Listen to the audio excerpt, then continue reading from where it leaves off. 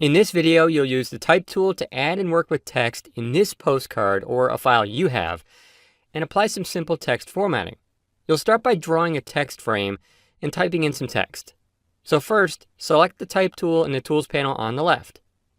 Come out into the document and press and drag to create an area for text called a text frame.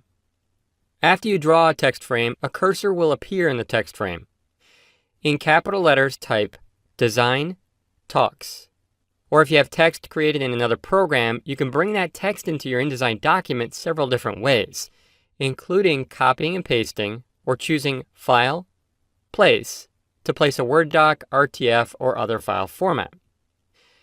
If you don't yet know what text will go here, you can also fill a text frame with placeholder text by choosing Type, Fill with Placeholder Text. With the text created, you'll move this text into position by dragging the text frame. So select the Selection tool in the Tools panel on the left and move the pointer over the text. Drag the text so it lines up with the left edge of this orange line. The pointer should turn white and a green line might appear on the left edge of the frame, telling you it's aligned with that line. That green line is a Smart Guide, which are useful for aligning content. Smart Guides are turned on by default and they can be turned off and on by choosing View, Grids and Guides, Smart Guides. This check mark means they're already on. You can press Escape to hide this menu if it's open. Click and drag the lower right corner of the text frame, and if you make it narrow enough when you release the mouse button, the text will wrap within. If you drag and make a text frame too small to fit the text, a red plus will show in the lower right corner, telling you the text no longer fits. This is called overset text. Drag that same corner point to make the frame larger so you can see all of the text and so that the right edge snaps with the right edge of the line below it, like this. Next, you'll change some simple text formatting, but first you'll select the text in the frame. Move the pointer right over the text and double-click to switch to the Type tool. The cursor should now be in the text. Now you'll drag across the text to select it, but you need to be careful. Watch the pointer.